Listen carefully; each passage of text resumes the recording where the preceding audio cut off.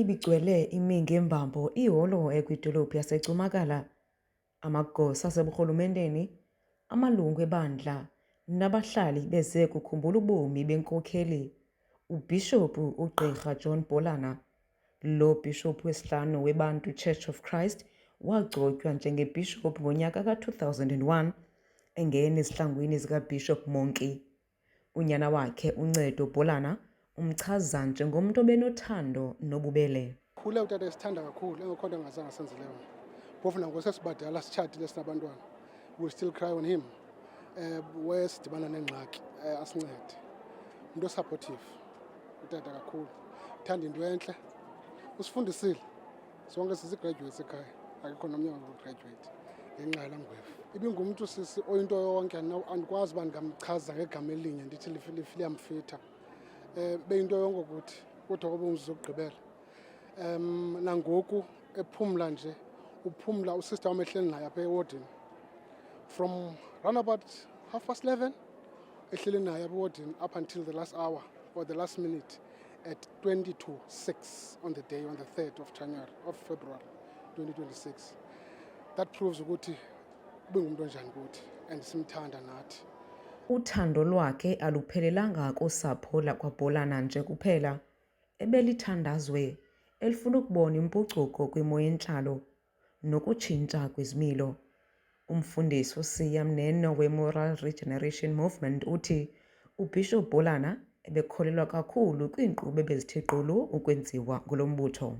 Inkolo yethu yobuKrestu shapes morality of a community, and yena ebengumzekelo waloo nto. Impilo yakhe was a life of integrity, was a life of honesty, was a life of humility. Zivalues zonke ezo eshape i-community. He inspired us to walk in integrity, in humility and in love.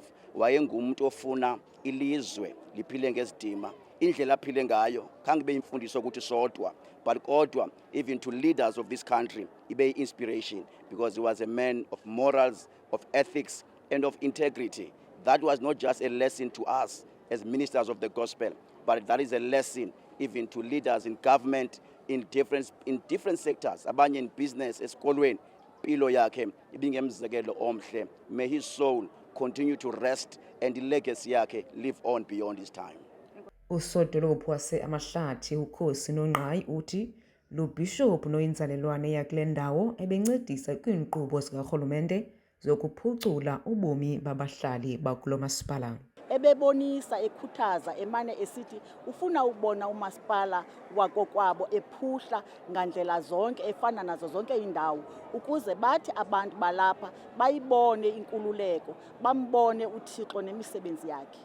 Namhlanje ngentsimbi yesithandathu kuza kubanjwa kwakhona inkonzo yesikhumbuzo sakhe eGqeberha, ze abekwe kwikhaya lakhe lokugqibela ngecawa kwaseGqeberha njalo.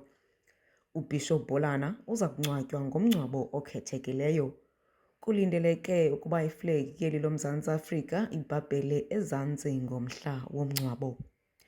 Ndinguyamkela Mtshiyo weendaba ze-MPK eCumakala.